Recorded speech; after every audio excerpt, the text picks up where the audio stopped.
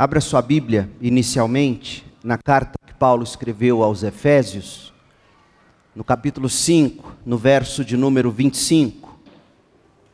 Este texto é o ponto de partida para o que vamos pensar. Por que nossa igreja leva tão a sério o seu hall de membros? É a resposta que eu pretendo dar nesta manhã, olhando para as Escrituras. Outra coisa, esta história de membresia, de lista de nomes de membros, isso está na Bíblia. Qual é o valor disso para nós? A propósito, se você pegar, por exemplo, o nosso estatuto, as atas antigas da nossa igreja, ata de 1946, por exemplo, eu encontrei uma ata dizendo do desligamento de uma determinada pessoa, porque essa pessoa, abre aspas, havia se divorciado da fé evangélica, dos princípios evangélicos. Uma ata de 1948, eu encontrei o registro de um desligamento, porque a pessoa não estava mais atendendo com regularidade os cultos da igreja. Portanto, levando em consideração que nossa igreja foi organizada em junho de 1944, essas primeiras atas, nos primeiros anos, uma igreja ainda infante, levando tão a sério o nome das pessoas que constavam no seu hall de membros. A pergunta que fica diante de uma era como a nossa, onde tudo é por adesão, apenas adesão, fidelização.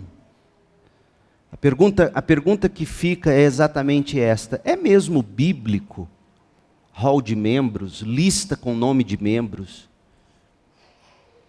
E por que a gente faz isso ser tão importante? Então, o tema que eu dei para esta reflexão é este: igreja. E eu com isso? Igreja. E eu com isso? A primeira resposta você tem em Efésios 5, 25, que leio na Almeida, Revista e Atualizada. Cristo amou a igreja e a si mesmo se entregou por ela. É por isso que importa para nós a igreja. Cristo amou a igreja e a si mesmo se entregou por ela. Mark Dever, para mim, no melhor livro que ele já escreveu, Igreja, o Evangelho Visível, publicado pela editora Fiel, Mark Dever, ele fez um diagnóstico preciso do estado geral dos cristãos em relação à igreja local, em relação à igreja de Cristo. Ouça com atenção o que ele escreveu. A maioria dos cristãos evangélicos de hoje parece tratar sua igreja como mais uma coisa que os ajuda em sua vida cristã. A maioria dos cristãos evangélicos de hoje parece tratar a igreja como mais uma coisa que os ajuda em sua vida cristã, na mesma categoria de um estudo bíblico. A igreja na mesma categoria de um podcast. A igreja na mesma categoria de uma música, a igreja na mesma categoria de certos autores ou pregadores cristãos, a igreja na mesma categoria de um retiro, de um encontro, na mesma categoria de se manter um diário espiritual. A maioria dos cristãos evangélicos de hoje parece tratar a igreja como mais um acessório que pode os ajudar na vida cristã. Em outras palavras, diz Dever, os cristãos pensam na sua vida espiritual como uma coisa fundamentalmente pessoal apenas, conduzida por escolher entre vários meios de ajuda. Em outras palavras, gente, alguns pensam, a igreja me ajuda. E na mesma categoria eles colocam, um podcast me ajuda, um pregador me ajuda. E isso é uma tragédia, porque a espiritualidade cristã, a espiritualidade do Novo Testamento, não trata a igreja como mais uma coisa apenas. Dever, falando sobre a prática de igrejas que se reúnem em múltiplos campos, ou sites, igrejas multisites, ou igrejas com o mesmo culto para diversos públicos diferentes, ou congregações diferentes e ainda assim se dizendo a mesma igreja local. Dever cutucou com força a realidade atual dos evangélicos. E vale ressaltar que o exemplo apontado por Dever se enquadra em outras maneiras de se apresentar a igreja por determinados grupos ou pessoas. Olha a pergunta instigante que Dever fez. Abre aspas. É justo questionarmos se a popularidade de igrejas que se reúnem em vários lugares, uma igreja de vários lugares ou uma igreja com o mesmo culto para vários públicos, é justo questionarmos se a popularidade de igrejas que se reúnem em vários lugares, e eu acrescento, ou que desenvolvem seu ministério como quem oferta um produto. Tipo, venha para a nossa igreja é uma igreja para a sua família. Isso é um produto. E ele pergunta, é justo questionarmos se a popularidade desse tipo de igreja estimula inconscientemente os cristãos ao consumismo e à passividade, porque eles veem suas igrejas apenas como uma provedora de serviços, e não como uma família reunida, numa congregação, para trabalharem, aprenderem, amarem e servirem juntos. Parece que sim, gente. Infelizmente a resposta é sim. Muita gente trata a igreja como uma provedora de serviço. Transformaram não só o evangelho num produto que funciona para te dar aquilo que você sente que precisa. Transformaram também a igreja num produto, ou numa prestadora de serviços. E nesses termos as pessoas escolhem igreja de acordo com as necessidades sentidas. Quer ver uma coisa? A situação piora quando se considera que grande parte dos crentes, corretamente sabedores de que a igreja em si não é necessária para a salvação, a gente sabe disso. A gente sabe que a igreja em si não é necessária para a salvação. O que é indispensável para a salvação é a vida e a obra completa de Cristo.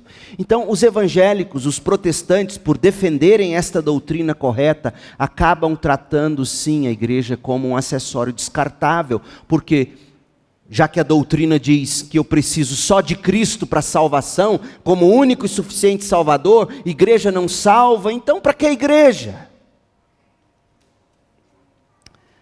Grande parte dos evangélicos que enfatizam a salvação somente pela fé, parece ver pouca utilidade para a igreja.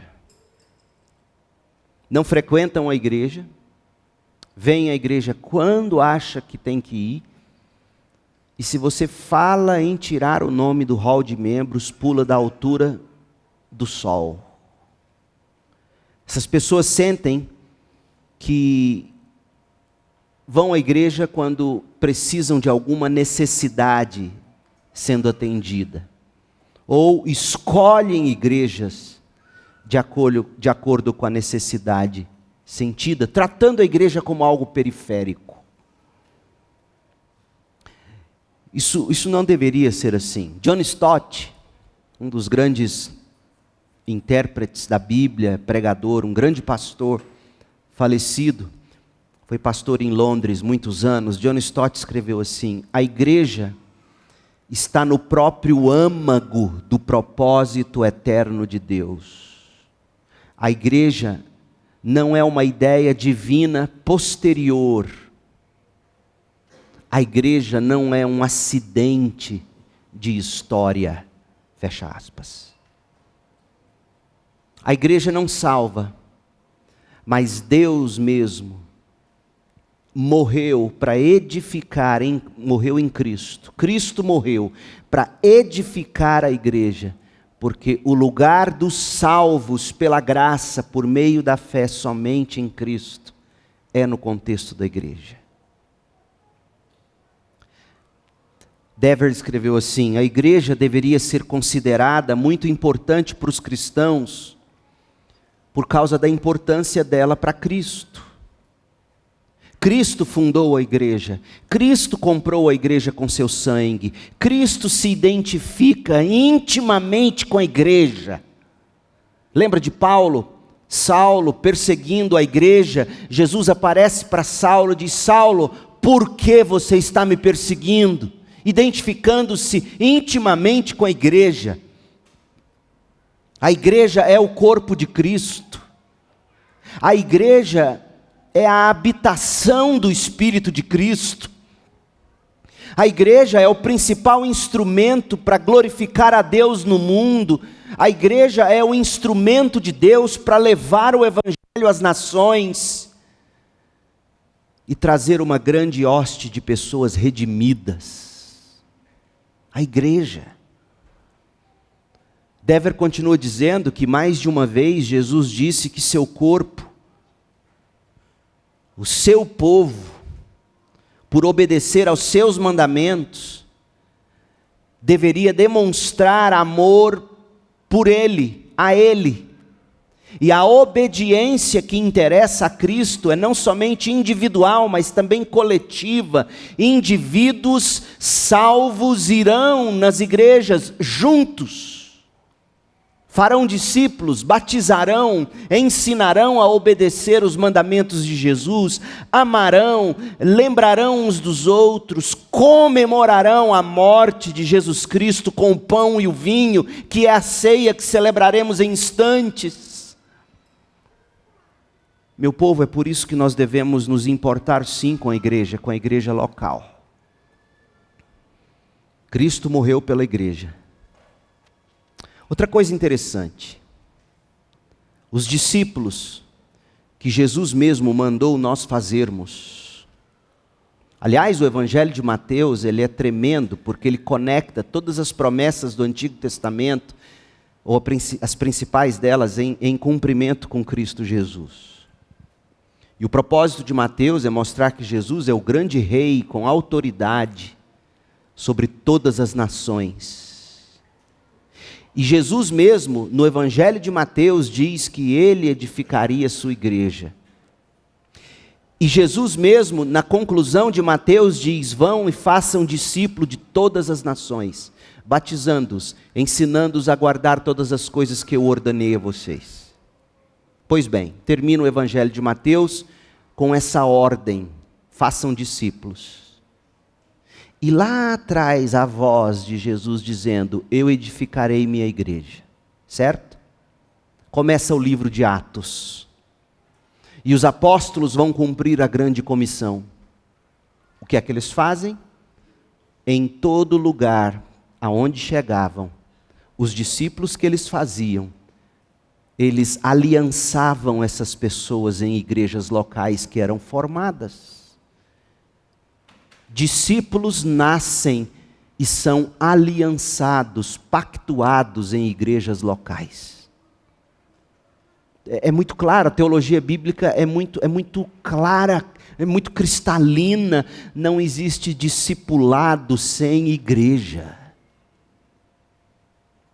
O fruto do discipulado escute isto, são membros atuantes em igrejas locais. Pois bem, o que é um cristão? Se você perguntar para um crente, ele vai gaguejar, ele não vai saber dizer. Ele vai dizer o que qualquer pessoa, mesmo não regenerada, geralmente diz. O que é um cristão, gente? Um cristão é alguém que acredita em Jesus. Eles vão dizer. Ora, até o diabo acredita em Jesus. Não é assim? Até o diabo.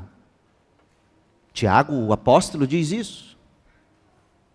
Portanto, a resposta bíblica correta não é apenas esta. O que é um cristão? É quem acredita em Jesus. É quem creu em Jesus. É muito mais do que isso, gente.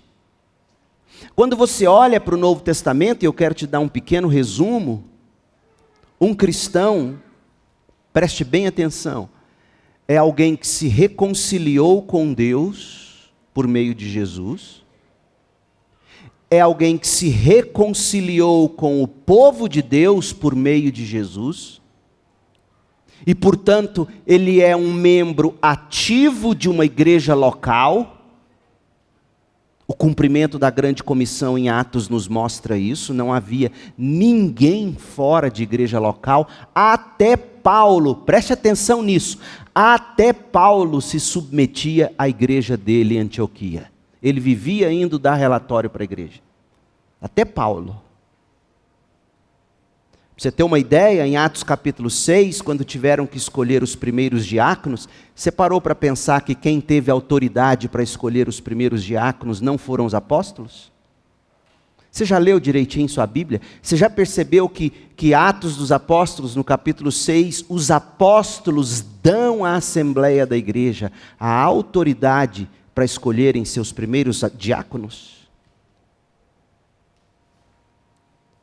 Portanto, um cristão é alguém que se reconciliou com Deus, reconciliou-se com o povo de Deus, é membro ativo de uma igreja local, cresce na comunhão do corpo de Cristo, na igreja local, e jamais deixa de se identificar com outros cristãos.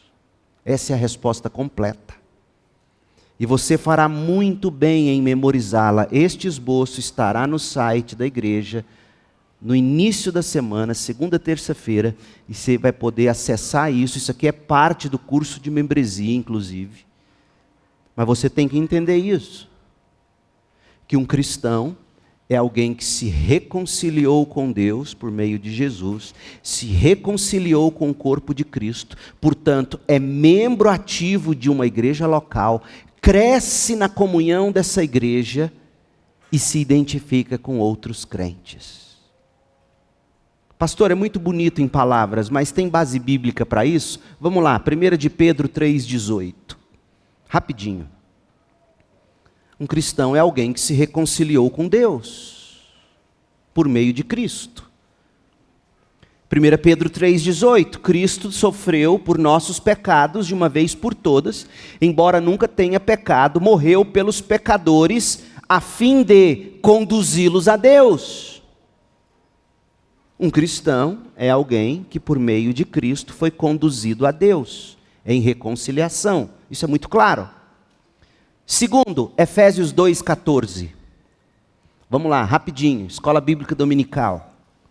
Um cristão se reconciliou com Deus e ele se reconciliou com os demais crentes. Efésios 2,14. Porque Cristo é a nossa paz. Paz em que sentido? Cristo é a nossa paz com Deus. Justificados, pois, pela graça por meio da fé, temos paz com Deus. Cristo nos reconciliou com Deus, é a nossa paz. E não apenas a nossa paz com Deus, Cristo é a nossa paz uns com os outros. Olha o que Paulo continua dizendo, Efésios 2,14. Cristo é a nossa paz. Ele uniu judeus e gentios em um só povo. Uniu inimigos. em um só povo, ao derrubar o muro de inimizade que os separava. Verso 15, promovendo a paz ao criar desses dois grupos, desses dois inimigos, uma nova humanidade. Cristo reconcilia pessoas tão improváveis, inimigas, e torna essa gente em igreja, em nova humanidade. Verso 16, assim Cristo os reconciliou com Deus em um só corpo, eliminando a inimizade. Gente, cristão é alguém que por meio de Cristo se reconciliou com Deus e com o povo de Deus num só corpo, a igreja de Deus. Não existe cristão sem igreja. Então ele se reconcilia com Deus, ele se reconcilia com o povo de Deus. Terceiro, ele é membro ativo de uma igreja local. 1 Coríntios 1, verso 2. Paulo fala, escrevendo aos Coríntios, que está escrevendo à igreja de Deus em Corinto. Em Corinto havia um grupo de crentes reconciliados com Deus, uns com os outros, aliançados. Eram uma só gente, era a nova humanidade em Corinto, era a igreja. E o Novo Testamento está cheio de passagens assim. A igreja que se reúne na casa de fulano, na cidade tal. Não havia templos. Igrejas locais, gente reconciliada com Deus, gente reconciliada com o povo de Deus, aliançado na igreja local. E é por isso que Hebreus 10, 25 vai dizer: não deixe de se reunir como igreja, não deixe de congregar. Está claro isso, gente? O povo de Deus se reconciliou com Deus em Cristo, se reconciliou uns com os outros, e é membro ativo de uma igreja local. E uma vez membro ativo dessa igreja local, esses membros se submetem às lideranças que eles mesmos em assembleia estabelecem. Olha o que diz Hebreus 13. Hebreus 13, versículo 7. Lembrem-se de seus líderes que lhes ensinaram a palavra de Deus. Pensem em todo o bem que resultou da vida deles e sigam seu exemplo de fé. Vocês precisam, está dizendo Hebreus, de uma igreja local, com líderes, nos quais vocês se espelharão. A igreja não é edificada com influencers. Ponha isso na sua cabeça. Jesus não edificou uma igreja que seria edificada pelo exemplo de influencers. Influencers evangélicos é uma aberração. Quem deve te influenciar são os líderes que Deus te deu na sua igreja. Agora, nada de errado em ver um aqui e outro ali, na maioria das vezes para dar risada das bobeiras deles. Honestamente, digo com carinho, se é possível dizer isso, mas eu tenho perdido a paciência com esse tipo de espiritualidade. A vida cristã não é para ser motivada por influenciadores digitais. É para ser influenciada por outros com os quais você convive na comunhão de uma igreja local. Olha o versículo 13 de Hebreus 13. Obedeçam a seus líderes e façam o que disserem. Cuidado deles é cuidar de sua alma. Líderes prestarão contas da alma de vocês. Deem a eles motivos para trabalhar com alegria, não com tristeza. Porque seus líderes alegres certamente beneficiarão vocês. Está vendo, gente?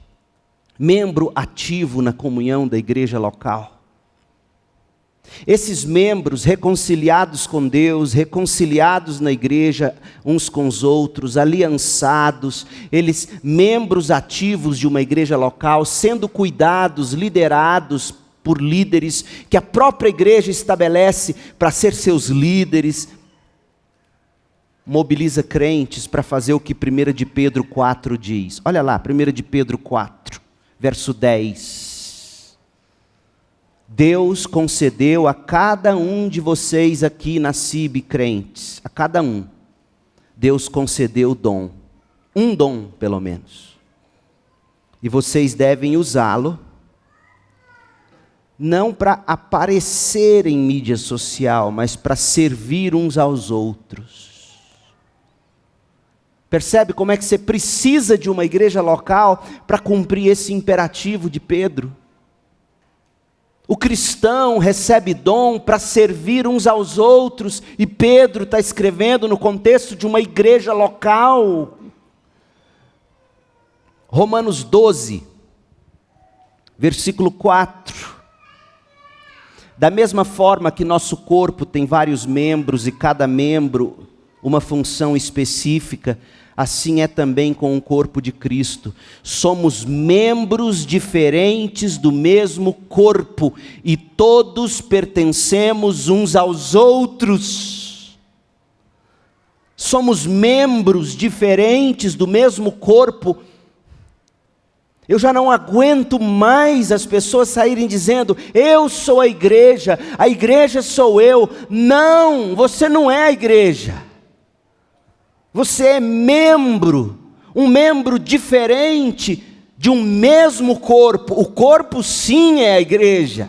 Você é membro, membro não vive sem corpo.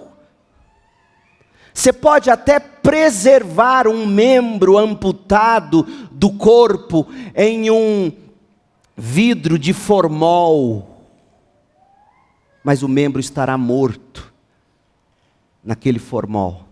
Tem muito crente em vidro de formol achando que está vivo, porque não tem corpo.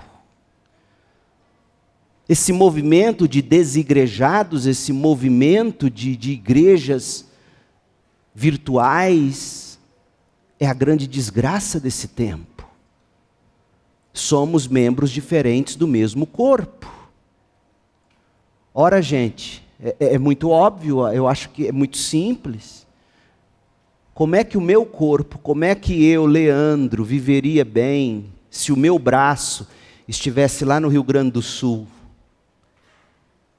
E aí eu fizesse uma chamada de vídeo para ver meu braço lá no Rio Grande do Sul. Isso não existe. É uma loucura essa ideia de igreja virtual. Isso não funciona. Isso não é bíblico. Você dê qualquer outro nome, mas não o de igreja. Nós somos membros ativos na comunhão da igreja local. Então veja, o cristão é alguém que se reconciliou com Cristo, se reconciliou com Deus, se reconciliou com o povo de Deus, é membro ativo de uma igreja local. E nessa comunhão, em quarto lugar, ele cresce para desenvolver seu ministério. É o que Paulo deixa claro em Efésios 4, de 11 a 16.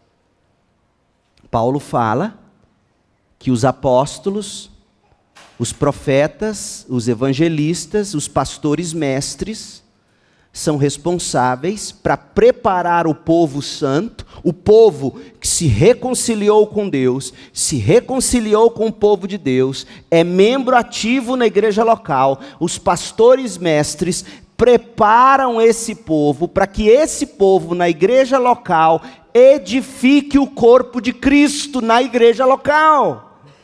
Está muito claro isso. E por fim, o crente se identifica com os outros irmãos. 1 Coríntios 12, verso 21. O olho não pode dizer à mão: não preciso de você. A cabeça não pode dizer aos pés: não preciso de você. Percebe? Não existe, não há condições de alguém que se diga cristão dizer eu não preciso da igreja. Porque ele estará dizendo, eu não preciso das mãos que tem naquela igreja, eu não preciso dos pés, eu não preciso dos olhos, eu não preciso do nariz, da boca. Não, é impossível. É uma aberração, é uma anomalia, neotestamentariamente falando, alguém dizer que é crente e não precisa da igreja. Ele se identifica com os cristãos, sendo membro ativo, participante de uma igreja, para daí a gente poder dizer como está em 1 Coríntios 12, 27. Leia, é muito importante. 1 Coríntios 12, 27. Juntos, todos vocês são igreja, e cada um é uma parte da igreja. Juntos é que somos igreja. Não existe esta de eu lá sou igreja. Não, eu posso até representar a igreja, mas eu não sou a igreja. Juntos todos vocês são o corpo de Cristo. E cada um é uma parte do corpo. Juntos nós somos igreja. Está claro isso, crente? Então o que é ser um cristão? É ser alguém que em Cristo se reconciliou com Deus, em Cristo se reconciliou com o povo de Deus e, portanto, é membro ativo de uma igreja local, onde ele está crescendo na comunhão do corpo, identificando-se com os cristãos. Neotestariamente falando, isso é que é ser crente. Não dá para definir um crente se você não trouxer a igreja para a equação. Pelo menos não de acordo com o Novo Testamento. Agora, membresia de igreja, pastor, o senhor fala tanto disso. Isso é mesmo bíblico? Existem evidências para o que a gente vai fazer daqui a pouco?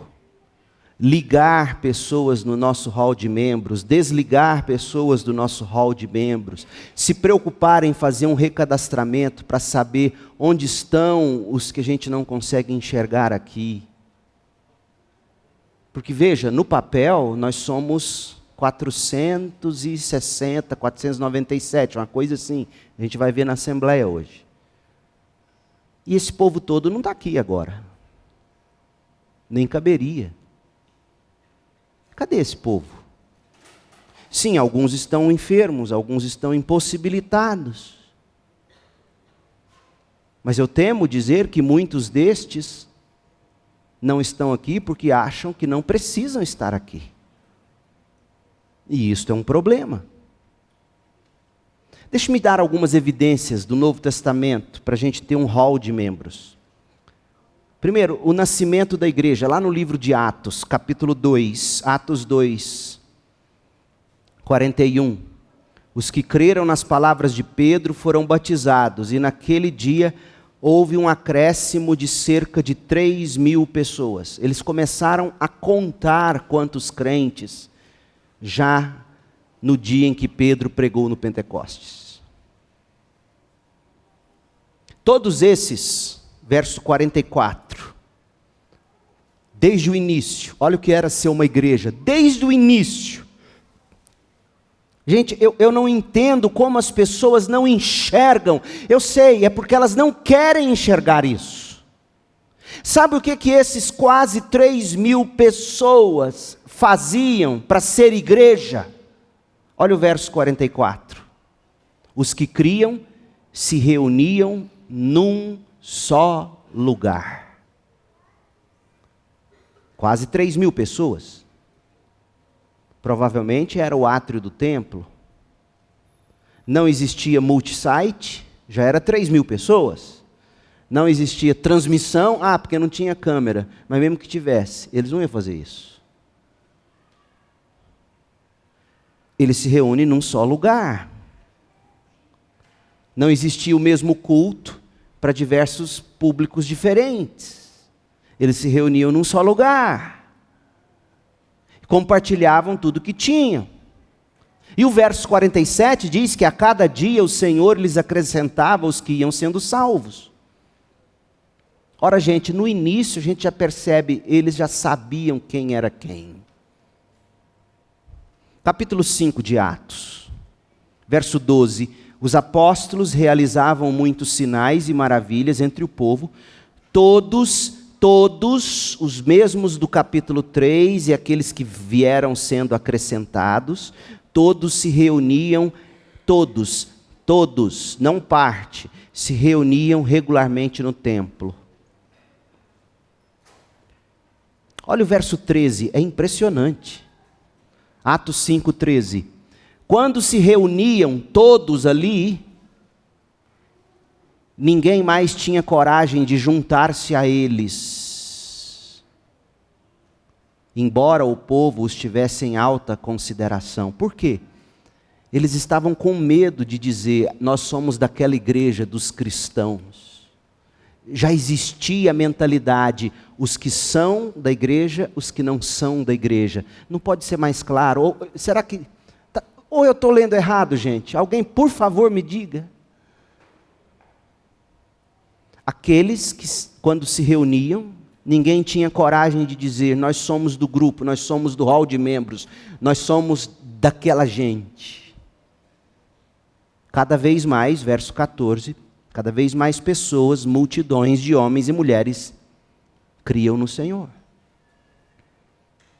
O nascimento da igreja em Atos nos mostra que já havia distinção de quem era e quem não era membro. Capítulo 6, a eleição dos primeiros diáconos. À medida que o número de discípulos crescia, surgiam murmúrios de descontentamento. E aí eles precisaram arrumar diáconos para resolver aquele problema. Verso 2. Os 12 convocaram uma reunião com todos os discípulos. Isso aqui é fenomenal, porque está dizendo que discípulos se reúnem como igreja. Não existe discípulo sem igreja. Convocaram uma reunião de toda a igreja, é isso que está sendo dito. Mas Lucas toma o cuidado de nos dizer que eles são discípulos, todos eles. E disseram, nós apóstolos devemos nos dedicar ao ensino da palavra de Deus e não à distribuição de alimentos. Sendo assim, irmãos, vocês, a igreja, escolham a igreja, façam uma assembleia. Verso 5. A ideia agradou a todos reunidos e escolheram. Verso 6. E os 7 que foram escolhidos foram apresentados aos apóstolos, e os apóstolos oraram por eles e lhes impuseram as mãos. Está claro o padrão, os líderes da igreja, os apóstolos, orientam a congregação reunida, e a congregação reunida toma as decisões. Quando você chega em Romanos 16, de 1 a 17, Romanos 16, de 1 a 17, você encontra Paulo saudando quase 2 dezenas ou até mais de pessoas que Paulo sabia eram membros da igreja em Roma. Paulo sabia quem estava lá em Roma. Verso 1 de Romanos 16 fala da nossa irmã Febe, que serve a igreja em Cencreia. Havia uma igreja local em Cencreia, e Febe servia, sim, como diaconisa àquela igreja. Deem saudações a Priscila, a Áquila, e ele vai falando, e depois ele vai falar daqueles que se reúnem na casa dos irmãos, a igreja. Agora Mateus capítulo 18. Mateus 18, de 15 a 20.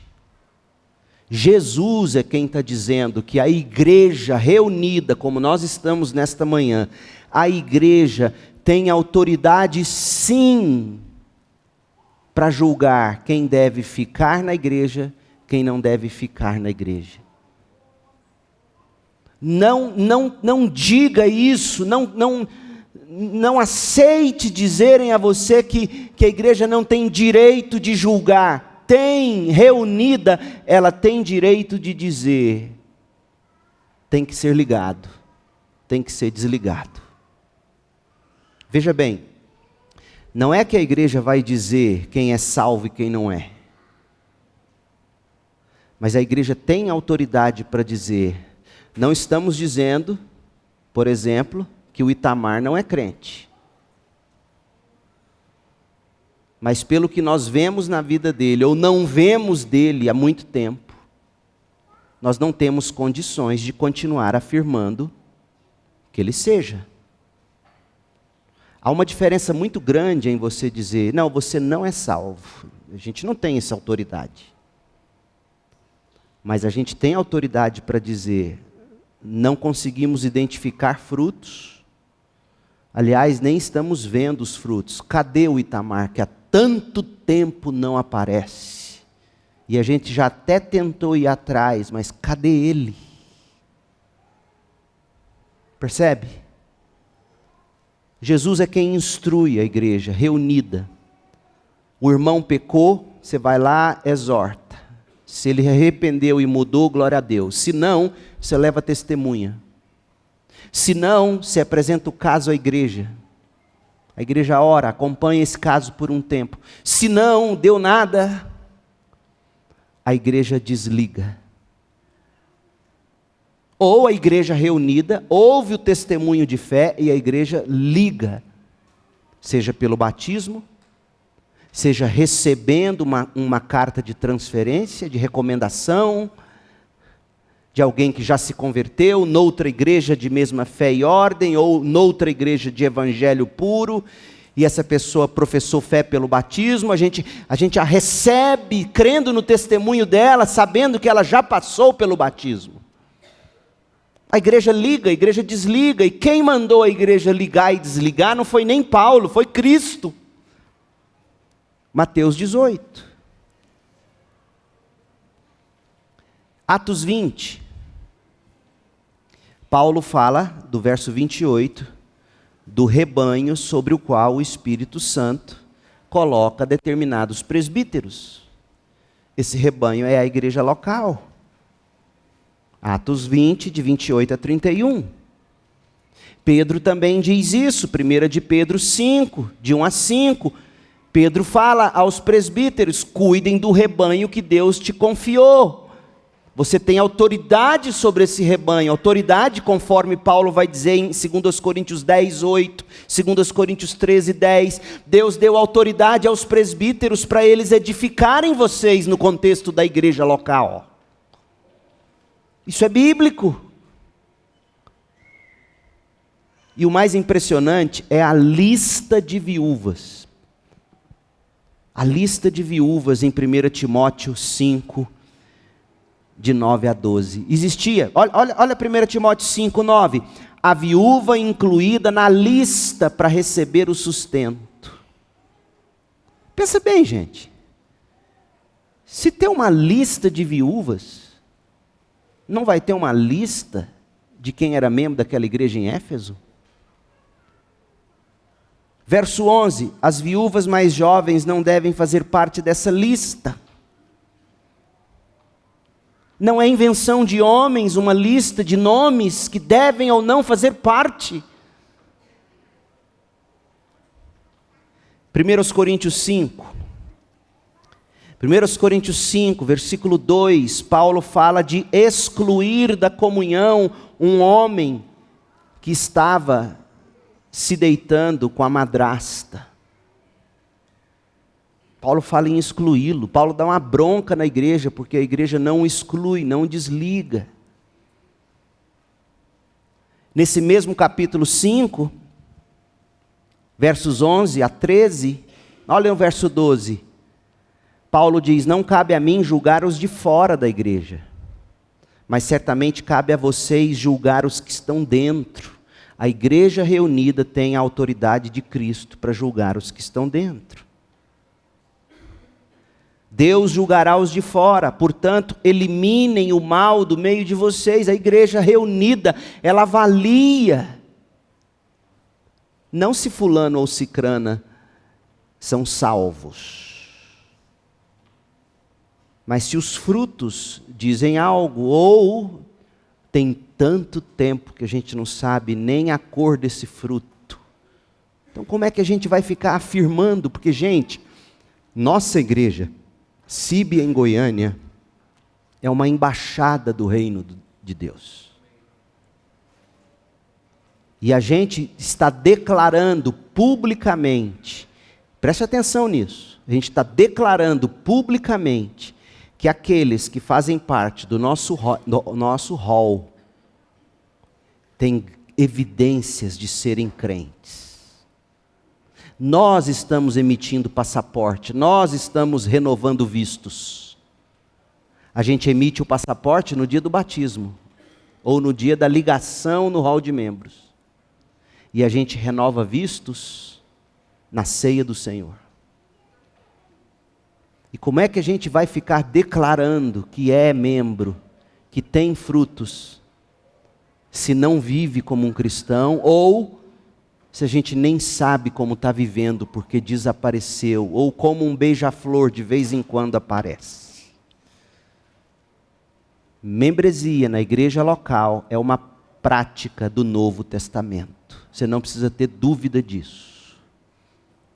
Nós não somos a igreja sozinhos lá fora. Nós somos membros, nós precisamos do corpo. A igreja se reúne como igreja, sim. Vocês se reúnem na igreja, Paulo vai dizer quando ele escreve aos Coríntios. 1 Coríntios 11, 17. Quando vocês se reúnem na igreja, como igreja, 1 Coríntios 11, 18. É isso que um crente faz. Ele é corpo, ele é parte do corpo, ele é membro, ele precisa dessa reunião, ele precisa servir uns aos outros. Então, não deixem dizer para você, não queira você pensar que o que a gente faz aqui, quando a gente liga e desliga membros, quando a gente se preocupa em recadastramento para saber onde estão e quem de fato somos, nós não estamos agindo como quem inventou algo. Nós estamos buscando praticar o que nós temos visto no Novo Testamento. Com isso em mente, nós vamos agora para a mesa, para a ceia.